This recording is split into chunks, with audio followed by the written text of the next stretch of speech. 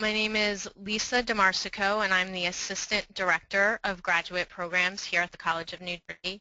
And tonight we do have our virtual open house for our advanced nursing program. So just to give you a rundown of what the webinar will include tonight, you'll have two presenters.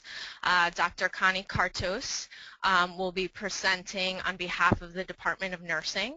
She'll be providing you with information about the programs. And then I myself will be presenting. Again, I'm the Assistant Director of Graduate Programs, and I'll be talking a little bit about graduate admissions. And if you want to take a screenshot of our contact information here for any follow-up questions you might have, now's a good time to take that. Email, phone numbers, websites, Facebook pages, etc. Give you a second to do that. So what will we be covering tonight? Dr. Kartos will be covering programs available, admission from a program perspective, and why you might want to consider TCNJ for nursing. And then I'll be covering the graduate admissions and application process, and then graduate assistantship opportunities here at TCNJ. And then we'll go into our Q&A session. But as Robbie mentioned, please start asking your questions while we're presenting. As a question comes up, definitely write it into that question or chat box so that when we go to our Q&A session, we already have some questions slotted. And that'll be a panel with Dr. Kartos and myself where hopefully we'll be able to answer both your programmatic questions as well as your questions on the admissions process. And as Robbie said again, anything that we either don't get to tonight or if it's something that we need to follow up with you on, we will have all your questions logged so that we can reach out to you after the webinar is over. And without further ado, I'm going to hand it over to Dr. Kartos so that she can start talking to you about the programs that we do have here at TCNJ for graduate nursing. And I'm just going to throw the screen over to her. Great. So good evening, everybody, and welcome to this online webinar. This is actually the first time that we've chosen to do an online webinar to answer people's questions. So I have two great people backing me up with technology, but as always, just asking for potential forgiveness in advance. But it looks like I've got I believe at least my initial slide here and up and running. So I can't emphasize enough what Lisa said. Please type in questions as they occur to you. We want to be able to answer your questions, so don't hesitate. Don't feel like you need to wait until we're done or anything like that. It's really more informal, and we want to make sure that we answer your particular questions for your particular scenarios if we at all possibly can. So my job, as Lisa said, is to tell you a little bit about our graduate nursing programs here and to give you an idea of what it might be like to pursue a master's degree with us at TCNJ Nursing. So what we have available is down at the bottom you see some pictures of all kinds of folks who are saying I am an NP, and certainly nurse practitioners are sort of the it profession. This year I think we're the #1 or #2 profession in the country as far as salary, livability, job satisfaction, enjoyment, and all those things. We have additional programs as well, but I'll start just by outlining the nurse practitioner programs. We have our tracks that we have for those of you who are interested in being a nurse practitioner. We have a family nurse practitioner track and an adult gerontology nurse practitioner track that are housed 100% here at the College of New Jersey. We also have a neonatal nurse practitioner program, which is a joint program with Thomas Jefferson. And so those students start with us and do what we call the core of a master's degree in nursing, and then transfer down to Thomas Jefferson to do their clinical experience, and then return to us in sort of the final semester to sort of do a wrap-up with us. So we have a really nice joint program there, and we do have people who, we do have one student currently in that program. We also have a CNL, or a Clinical Nurse Leader program. For those of you who are not familiar, clinical nurse leaders are individuals with master's degrees who work typically in tertiary care facilities in hospitals, sometimes in large programs where they might be in oncology centers, and they're sort of nursing leaders, and our education prepares you to take the clinical nurse leader certification exam, and once you have that role, you are providing leadership for registered nurses on a floor. You may be driving changes in care. You may be doing changing programs based on cost effectiveness, and really helping change the way units or hospital systems or even outpatient systems function.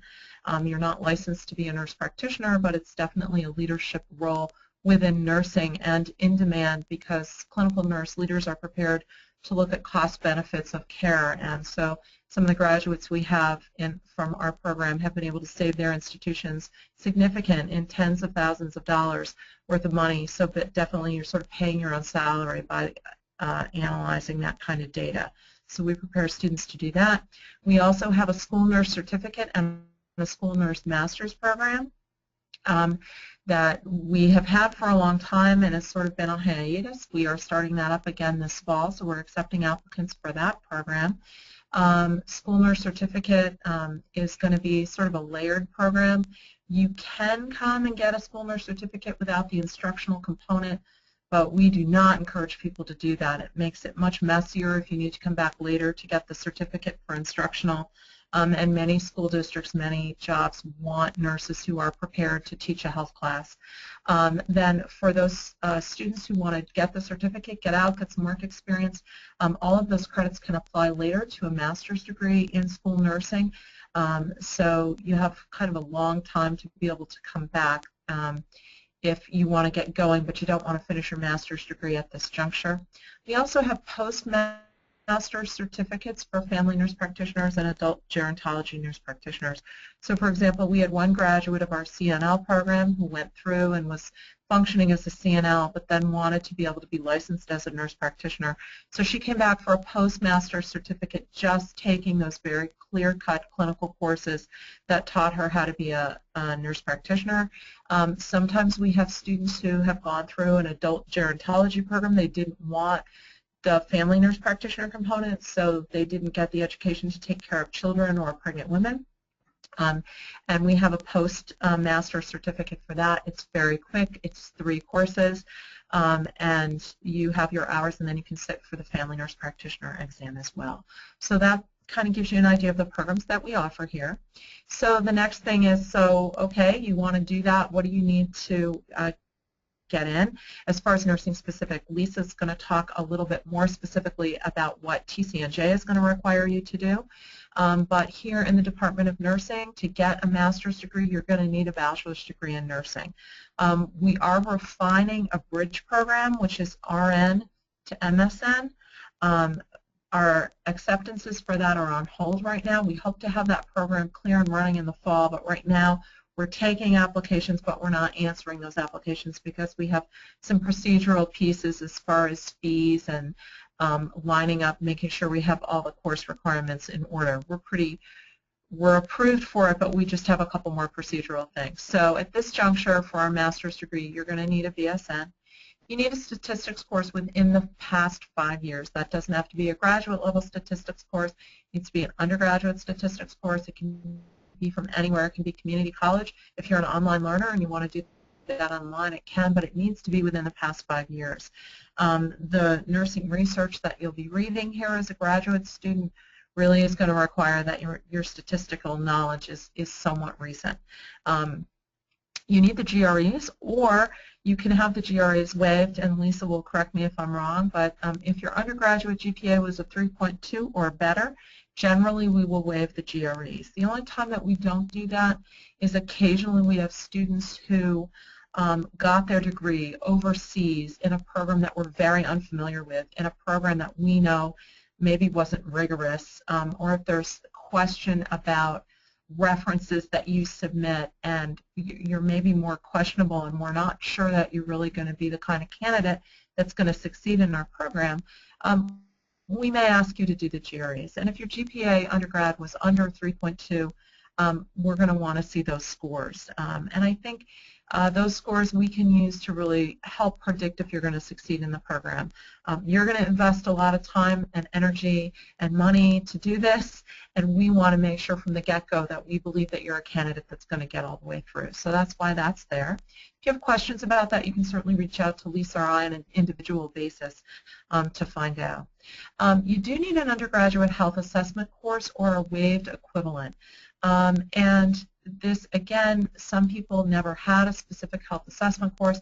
I have some applicants who had it embedded in a medical surgical course or something like that. That's something that if you didn't have it, you could individually ask myself, send me an email and say, this is how I got my health assessment skill set. But as a nurse practitioner particularly, and even as a CNL, you're going to utilize those health assessment skills over and over again. And our advanced health assessment course really hits the ground running, and we expect that you are going to have a broad-based understanding of how to do a full history, not just a focused medical history that you're asking, do you have chest pain, do you have trouble breathing? We really want that ability. So if you have questions, you're going to talk to us about that, but we'd like to see an undergraduate health assessment course. And you do need to apply. Lisa's going to talk about those details, and she'll help you figure out how to get that done. I think we have a nice, clean online system, and Lisa can walk you through that. Possibly we'll have an interview, I would say, for most of our students that apply. They have some kind of question that I end up on the phone with them at some point. Some people want to come in and see the campus. We're happy to do that for you. Some people just want to come in and meet us because they get a sense of who we are, and we're happy to do that as well. Don't be worried. Sometimes we just think it's easier to reach out and get an interview because there's issues about what's going to transfer in, if you have things that you want to transfer, or we're not quite sure that we understand what you want to do with the degree. So it's not a bad thing if we call you in to interview. Sometimes it's just because we want to meet you. So that's what you need to do to get in. Once you're in and you've decided that this is definitely the choice for you, this is sort of some key pieces to what our program kind of looks like. So we generally run with evening classes that are face-to-face at this point. Classes run Monday through Thursday. We don't have Friday night classes, and at this juncture we don't have Saturday or Sunday classes.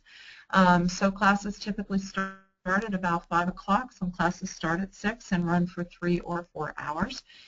Typically students choose to take a part-time track, which allows them, as you see next, to take classes, usually 2 classes a semester. So in that, you're usually here 2 nights a week, sometimes 1 night a week, where we may have adjusted classes to go back to back, but typically you're here 1 or 2 nights a week. If you are a full-time student and you are in a hurry because you just want to get this done and you have maybe a great job waiting for you, or an employer who's funding you and says, get this done, get to be a nurse practitioner, or get to be a CNL, and I've got this great position for you, that full-time study, you're going to be taking 3 classes per semester, and that is going to require you to be on campus 2 and possibly 3 nights a week. Again, part-time, there are some times, depending on your program of study, where you may only be taking 1 class, or typically it's going to be 2 evenings a week. As far as whether or not we go in the summer, in the first summer of part-time study, you would be off, so you would have that full summer off. Our school nurse programs are a little bit different. We run those kind of through the summer because that's typically if people are trying to do that and then maybe substitute school nurse. We know that there's more time in the summer, so those students we do run in the summer. Our full-time students, it's going to be 2 calendar years. You're going to start at the end of August and you're going to be done in August 2 years later, so you don't get that first summer off. But part-time students, basically it'll take you 3 years, and that first summer you're going to get to go enjoy and have some downtime and try to absorb the learning that you've had. So typically, what does the master's program here look like? Hopefully most of you have gone to our website where you can see courses of study. You can also go to the graduate bulletin, which you can find on our website. Open up that graduate bulletin, and then you can scroll all the way through the nursing programs, and you'll see the courses listed there. Basically, any master's degree in nursing in the United States, any certified program is going to offer what we call the master's core, or the 3 Ps, physiology, pharmacology, and physical assessment at the advanced level. So students typically start with advanced pathophysiology. That's a course that I teach here. I've been teaching that on and off for several years. And we try to dig as deep as we can into the literature to really understand current pathophysiology knowledge and tie that to clinical pieces. That is usually paired with some nursing role and nursing theory courses in your first semester, and then in the spring we go right to pharmacology, advanced pharmacology. For our nurse practitioner students, we really focus particularly on having attention to what it means to be able to prescribe those drugs, because as nurse practitioners you're going to learn to prescribe. For our CNL students, we try to help them focus a little bit on cost-benefit, implications for delivery, things like that. And then if you're a full-time student, you'll jump right into physical assessment, advanced physical assessment. If you're a part-time student, you'll typically wait a whole year before you take advanced physical assessment. And that is where we do full head-to-toe and full history. We do gynecologic exams and male genital exams with standardized patients. And we also, you'll see in the next slide, we do some online virtual experiences as well there. So that's going to be the core.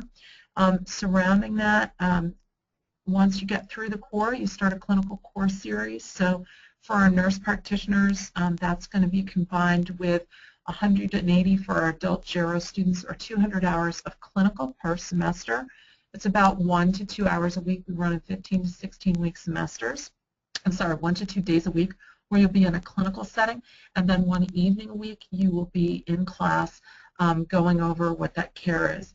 Our clinical nurse leader program is slightly different, where those students will do 1 semester of 500 clinical hours. So it is very time intensive. You'll be paired with a clinical nurse leader, and you'll be doing projects for a healthcare system, whether that's inpatient or outpatient, and we'll help you identify those settings. For our nurse practitioner students, we try to rotate to give you a broad exposure.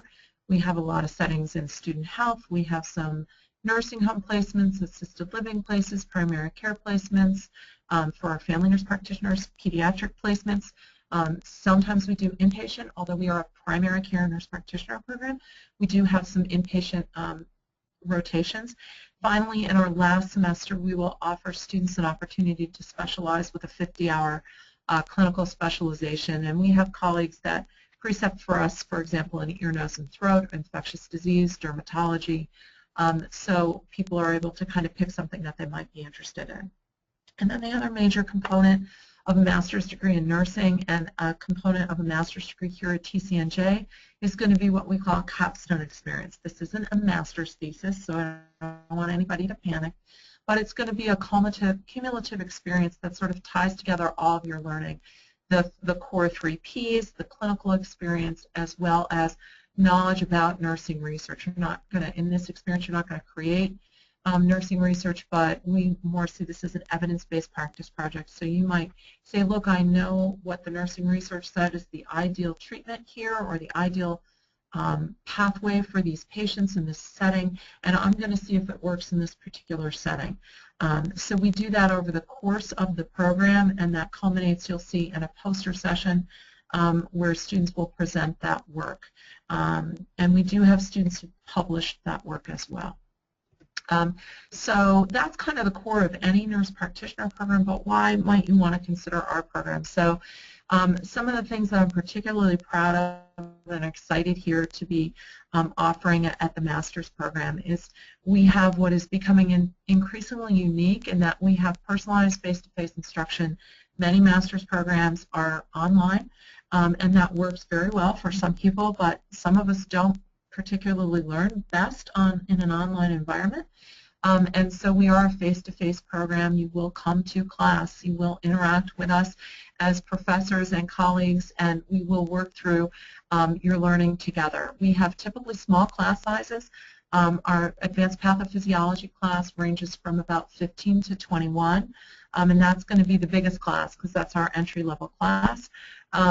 And typically down in the clinical courses, you're going to be looking at 6 to 10 students. So a lot of individualized attention where you can get your questions answered in an easy environment to do that. Again, something else I'm particularly proud of is that all of our students who've graduated from our programs, either CNL or nurse practitioner, we have a 100% board pass rate. Nurse practitioners in New Jersey to be licensed, and any advanced practice nurse to be licensed in New Jersey, you need to pass a certifying exam. So it's not an NCLEX board, but it is a certification exam. And last year we had a 100% pass rate, but we have not had a fail in my experience here at TCNJ. So I think that's remarkable. And for me, that comes from the ability that we have to provide in-depth, detailed, face-to-face instruction and to work with students at an individualist level. Again, the capstone experience, which goes through several nursing research, nursing theory courses, provides you with an opportunity to produce something that can be published, and that particularly leads for those of you who don't see the master's degree as the end of your education. That will be something that you can use as a foundation to apply to a doctoral program in nursing. So I think that we have a great way, and definitely our students are prepared. We see it definitely as our role to prepare students who wish to go on to doctoral study to be able to do that with the products of that capstone experience. Something else that we do here that's kind of nice is we actually clinically place students. We do not require you to have a clinical placement coming into our program. You're certainly welcome to go get a clinical placement, and we'll work with you to do that, but we do provide clinical placements for students. And not all programs will do that. So we're happy to be able to continue to do that. We've recently written some grant proposals at the federal level to be able to do that at a very large level. Finally, in addition, we have an articulation agreement with the Rutgers DNP program, which is the Doctor of Nursing Practice program, so that for those of you who want to go on to doctoral study, we have the ability to have a streamlined process with Rutgers. You do have to apply to that program, but they understand the rigor of our program here, and they will take some credit for some of the classes you have here. So that streamlines if you choose to go on to do a DNP in the future. And we continually work with Rutgers to make that a better, more seamless progression as well. Some of the things that we're working on here, so where are we headed with our master's program? We are working on some hybrid class experiences. An example of that is our Shadow Health program that we utilize in health assessment. You'll see the screenshot here down in this slide. This is a program called Shadow Health. It's a virtual reality program, so in health assessment you'll be assigned, this becomes like a textbook, and you will be able to go in and ask a virtual patient what their symptoms they have and get the answers, be able to create a beginning diagnosis for that patient or plan of care. You can look in ears, you can listen to lung sounds, heart sounds, and get feedback. So that's sort of an exciting piece that we're layering in. The other thing that hybrid class experiences, we know as much as we're happy with our face-to-face instruction, and we think that works for many people, we know people are busy. So we are working on ways to utilize the best of technology when we need to. So if there are experiences that we find that are online experiences, we assign, sometimes there's a class that's replaced by an online experience, but that's always hand in hand. So typically at this point about 1 to 2 classes per semester in our foundational courses may be held in an online environment. But again, very quickly you're coming back to the face-to-face instruction. And we do that when we think that whatever needs to be learned is going to be learned better by the online experience. We are also introducing, we've done over the past year, standardized patient simulations. So those of you who are new to nursing, have recently gotten your bachelor's degree will recognize that patient simulation with mannequins is sort of state-of-the-art. At the graduate level, it doesn't work so well on mannequins, so what we need to do is have professional actors who come and act like patients for us. So we've started integrating that into our curriculum as well, and what that does is that supports your clinical experience, where we have somebody coming in who particularly we can design a case study, but it will feel real to you because you as a student will be asking that standardized patient questions just like you would in a clinical environment. You'll be able to come up with your differential diagnosis and your plan of care, but you'll be doing that in that that in the safety of our lab. So we're continuing to build on that because we believe that that's going to allow students to learn best here and take better advantage of the clinical environment when you get to it. So some other resources I think for you to consider, just you are getting a master's degree, you're coming back to school, and so there is a full school environment here. So, you know, we have recreational facilities. I've had graduate students who I was so impressed with them. We would finish class at 10 of 9 at night, and they would go to the gym and take a class. We have a full library. It's beautiful. And we have a dedicated librarian to nursing, so we have good supports within the library. We have a fantastic interlibrary loan system, which is largely electronic. So for those of you who, it's been a while since you've been at school, no longer do you have to pound into the library to get your articles. This is all online, and when you can't find something through a search engine that you need, fill out an interlibrary loan, and electronically it's going to be in your inbox within a few days to a week. We also have a computer lab within our School of Nursing building so that you don't have to necessarily lug your laptop. If you're going to be on campus a little bit extra, computers are available on campus as well. That also allows us to do some online activities while we're on campus together. So we do that as well. So that gives you a little bit of an idea of what the master's programs here look like, what going back to graduate school is going to mean for you. I think most importantly is going to be your questions. So I'm going to turn it, it's just a picture of our nursing sim lab where we use graduate and undergraduate students together. And I am going to turn it back to Lisa, who can talk about application and other items like that.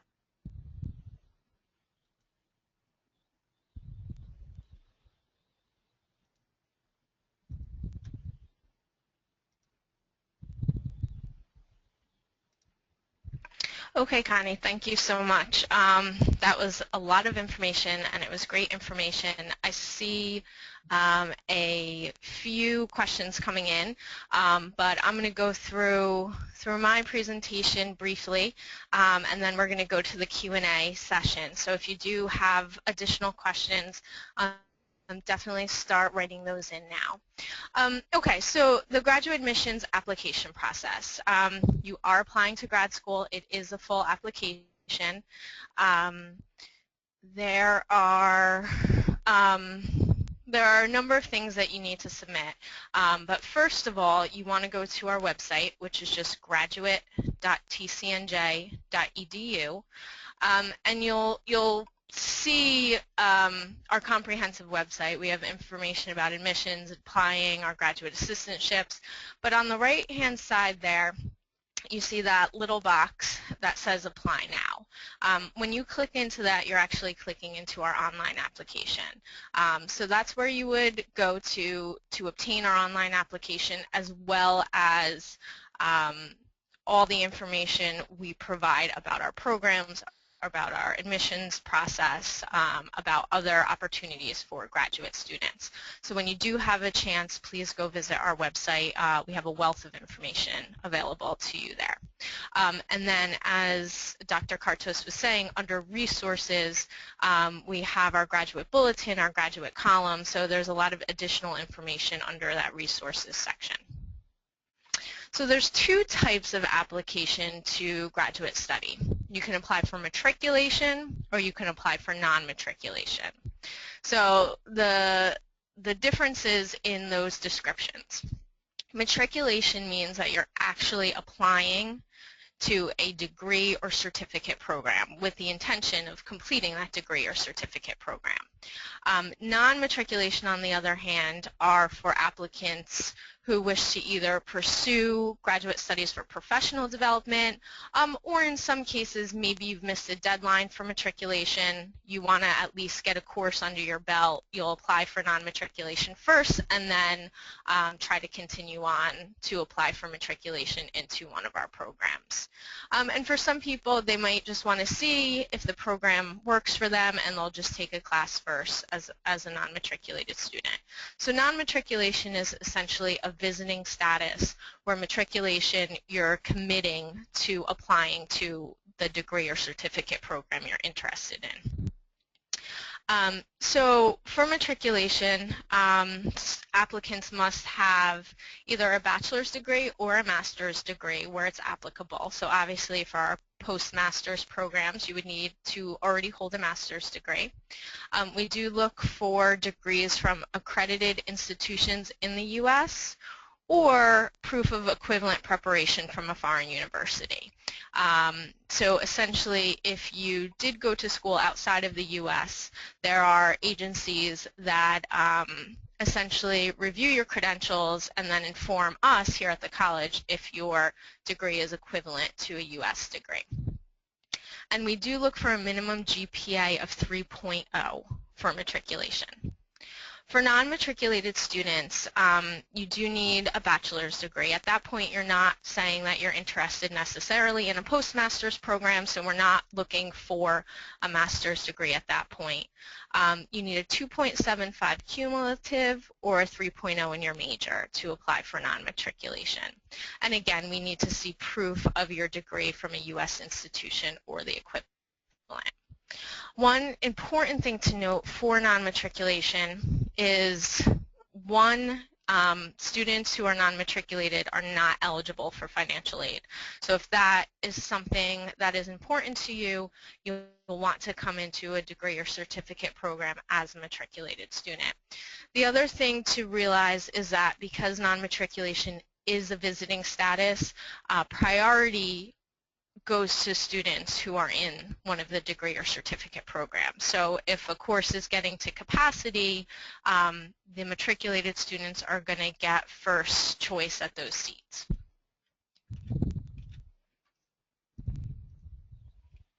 So what do you need to submit? For matriculation, it's a more broad application. We ask for a lot more information. So we're asking for that online application to Graduate Studies, which you get off the graduate website. There is a $75 application fee. And for anybody who has previously attended TCNJ, either at the undergraduate or graduate level, that fee is waived. We don't ask alumni to pay that fee. We ask for a resume, a student essay, 2 letters of recommendation, official transcripts, and again, if you have a master's degree, we want to see both undergraduate and graduate transcripts, or if you went to school outside of the U.S., we just need to see that equivalency documentation. And then, as Dr. Kartos mentioned, we do sometimes ask for GRE scores. Our waiver policy is on our website, but essentially, as she said, we do look for a 3.2 GPA in the undergraduate degree. Anybody who has a 3.2, we will generally waive the GRE for you. If you were a TCNJ undergraduate student, we actually look for a 3.0. So we do give a little bit of wiggle room for our alumni. Generally because we know the quality of the nursing program from which they came, as it's our program. So 3.2 if you went to a school other than TCNJ, 3.0 if you were a TCNJ alumni. That's the GPA that you need to have the GRE waived. If you hold a master's level degree, we waive it as well. For non-matriculation, again, you need that online application along with the $75 application fee. The same waiver applies. And then we just actually ask for a resume, a student essay, and the official transcripts. So we're not asking for those additional documentation. We're not asking for test scores. We're not asking for letters of recommendation, etc. And again, that's because this is a visiting student status. If you do apply for non-matriculation and are accepted for non-matriculation and then make the decision that you do in fact want to enter one of our degree or certificate programs, it is important to note that it is not automatic. You still do need to apply, which means you need to submit a new application for matriculation and then submit the additional documentation that require for matriculation. So that is something important to note. It's not a guaranteed movement from non-matric to matriculation. So as I said, the online application is available on our website, which is graduate.tcnj.edu. If you click on the apply option on our website, it'll take you to the application as well as to a list of the required supplemental documents. And then we do allow some documentation to be submitted online along with the application. So you can choose to pay your fee online, and then anything that you're creating yourself. So your resume, your personal statement, anything that's coming from you can be attached either through a Word document or a PDF document to our application. Anything that's coming from an outside source, GRE scores, letters of recommendation, official transcripts, those do need to come in hard copy. You can't attach those to your application. But anything that you're generating yourself can be attached, and that just makes it a little easier, a little less that you have to send by mail. The list of supplemental documents, I went over those. That's the essay, resume, letters of recommendation, etc. But if you ever needed to go back, you can go to our website, and we actually list the documents that are required by program. So you would just find the nursing program that you're interested in, click on it, and you would see the documents that you need for that program. Included in that are forms that we ask you to have your recommenders fill out. If you're applying for matriculation and need that letter of recommendation, along with that letter we ask that a form be filled out. And again, that's available on our website. So it's important to note that the graduate office does collect all this information, all your supplemental documents, and then once your application is complete, it goes under review. And our office does need all the pieces to be there for us to consider the application complete. It will not go under review if it's not complete. So again, that's the online application, the fee if it's required, all the supplemental documents, and GRE scores if those are required. Once we have that all together, then your application goes under review. And our deadlines are important to note.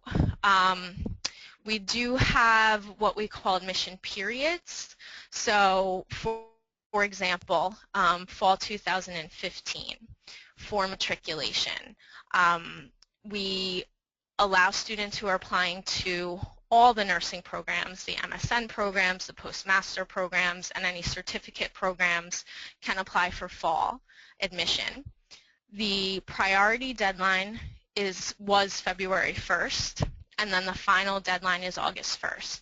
So that's a pretty significant chunk of time.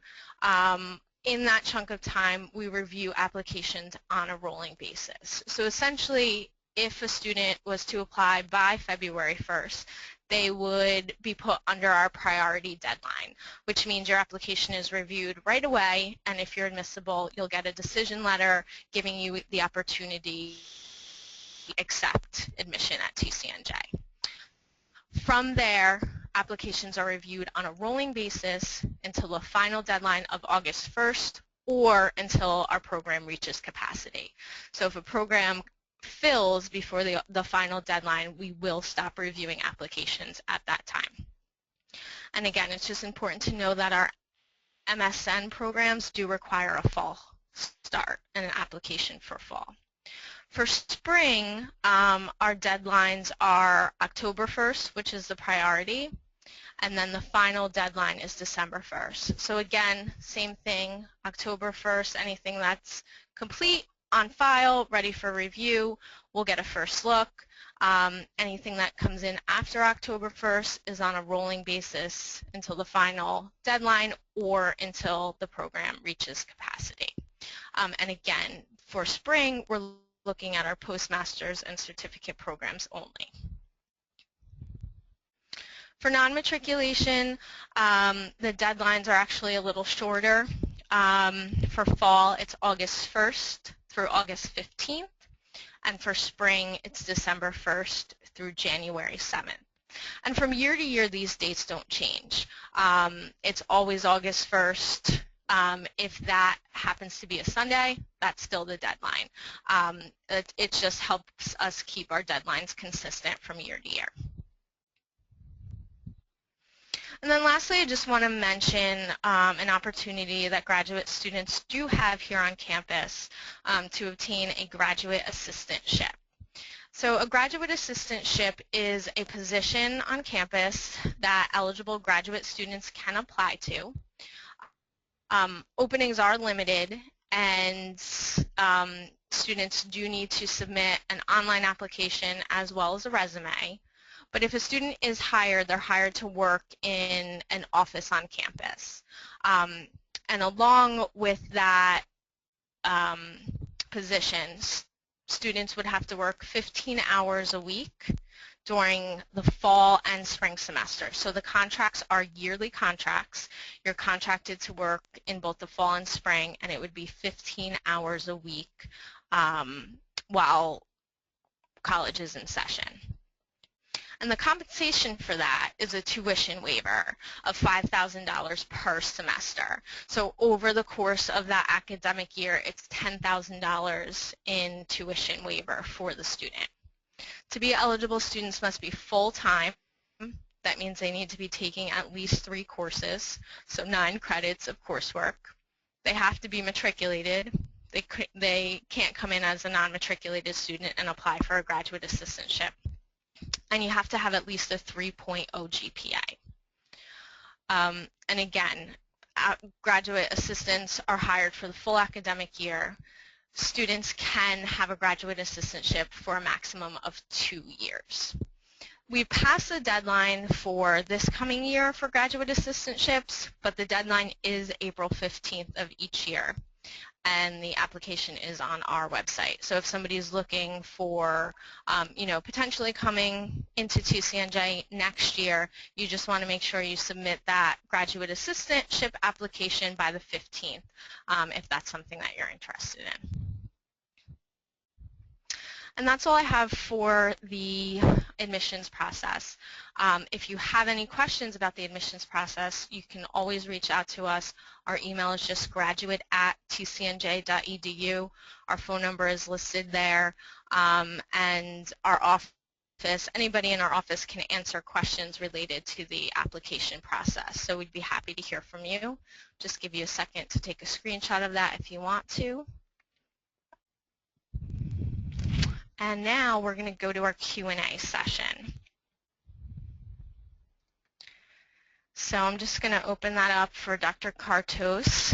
Connie, I'm not sure if you wanted to go to your webcam now. I am. No one gets scared. So I'm showing that people are seeing me, so hopefully everyone can. I do see you. Good. Okay, so we did have some questions coming in, but if you wanted to say anything first, go ahead. Yeah, a couple of just things while people are thinking of questions. One thing I just want to say about recommendations, please remember for us what we are looking for is your ability and potential to be a leader in nursing. A master's degree in nursing is a leadership role in nursing. Only 10%, maybe more of nurses hold a master's degree. It's a leadership position. So we're looking for your ability to lead other nurses. And we believe that nurses know best what other nurses are capable of. So although we're happy to have physician recommendations, if that's who you work with and you think they can speak to your ability to succeed at a graduate level, what we really love to see is a nursing recommendation.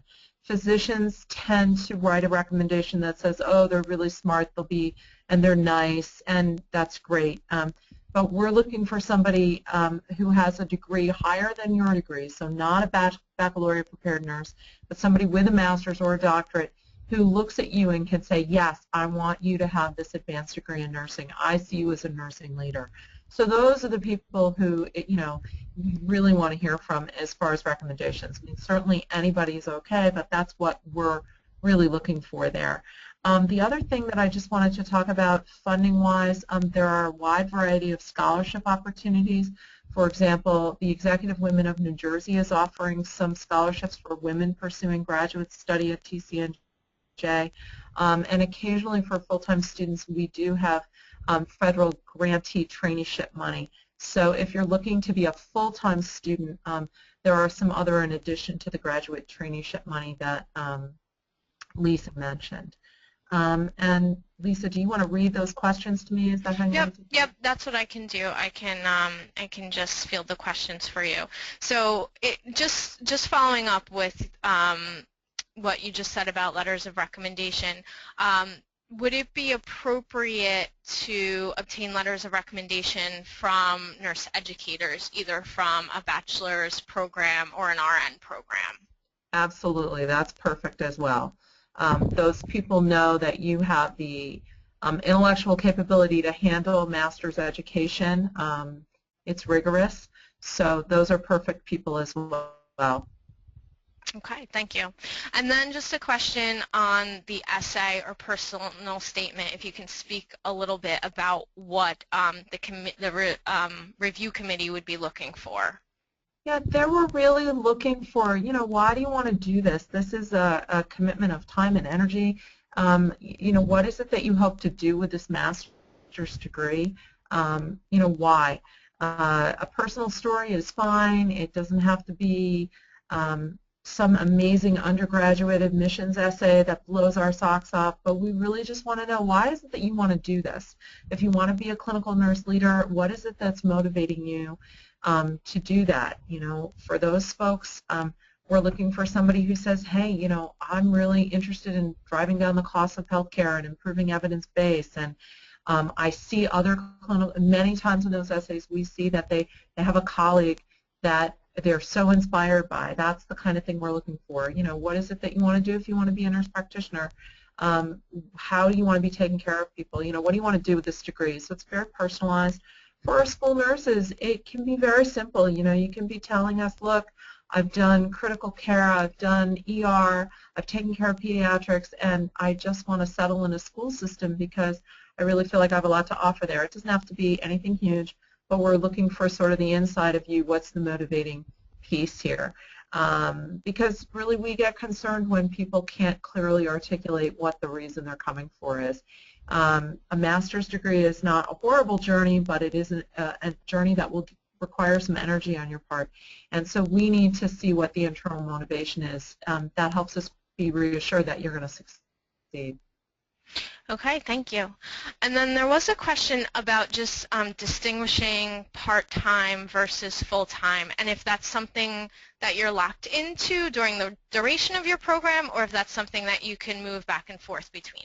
Yeah, that's a great question. So we have students all the time who shift between part and full-time.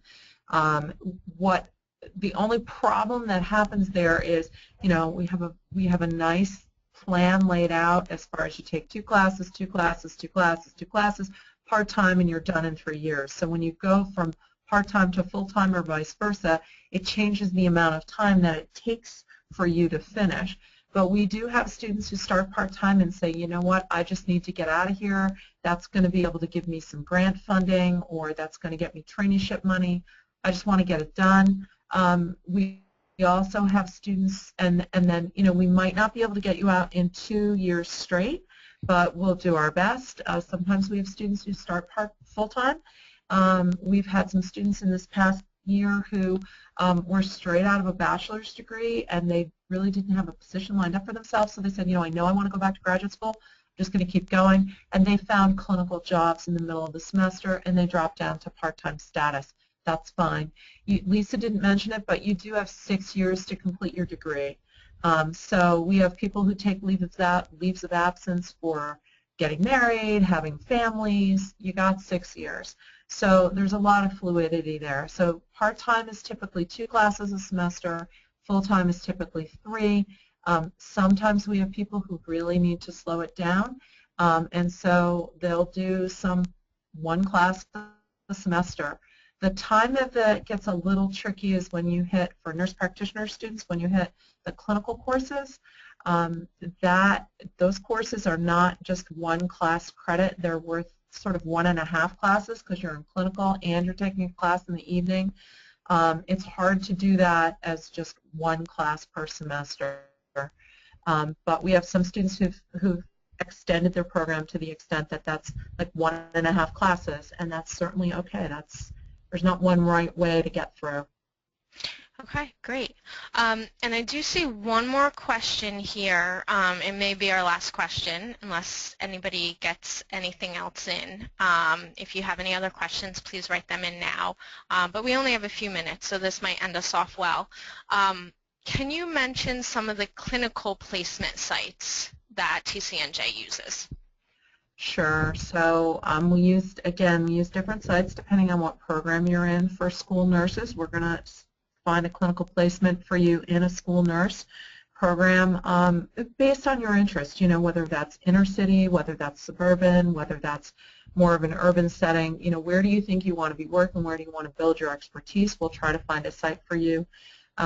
Tracy Perrin, one of our faculty members, has deep connections in the school nurse community. We can probably find a place for you depending on your interest. For our nurse practitioner students, sometimes we use low-income clinics because they're great learning settings, so Capitol Health Family Practice Clinic, Henry J. Austin, clinics at New Brunswick. We have placements. We do require students to be within an hour and 15 minutes of campus because we will send out faculty site visitors, and we don't travel all over the country, so unless there's an extenuating circumstance, we like it within that hour and 15 minutes. We do primary care offices, some private practices. We use our own student health sometimes for clinical sites, and again, sometimes nursing homes make great learning environments, particularly for our adult gerontology students. They need a nursing home rotation.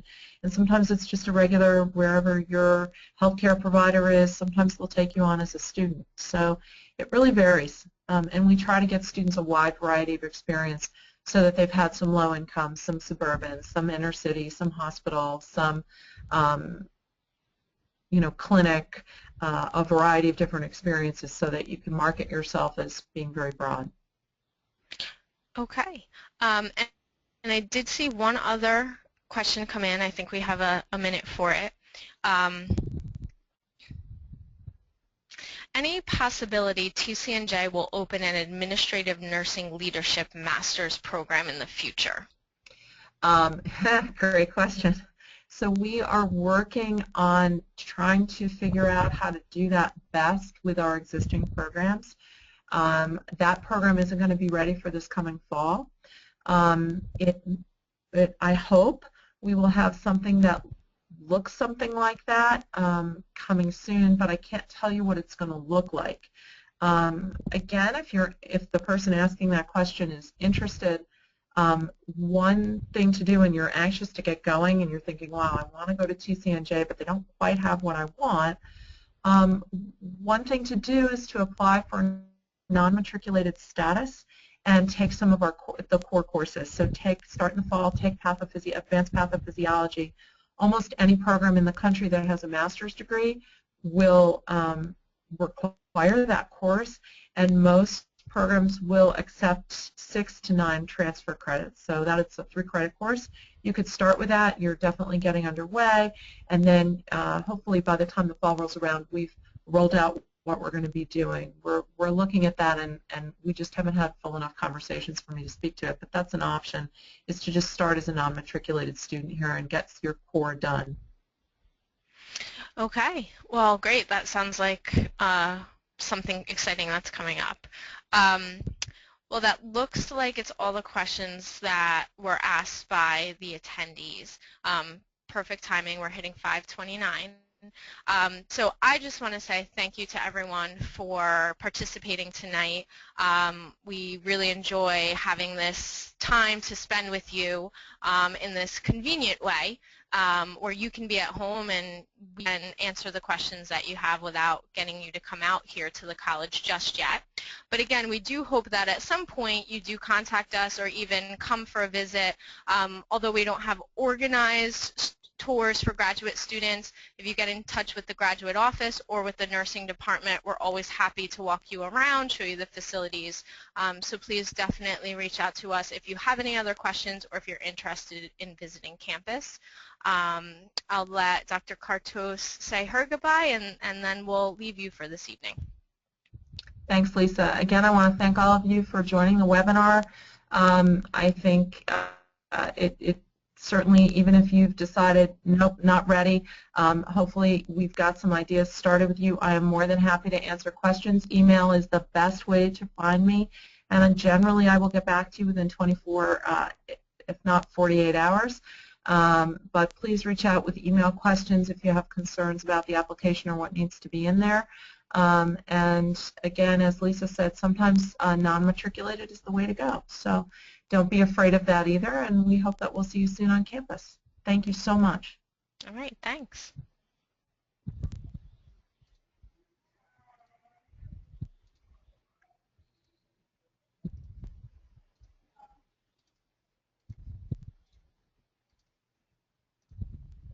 Okay, I've dismissed everyone. So it is just us.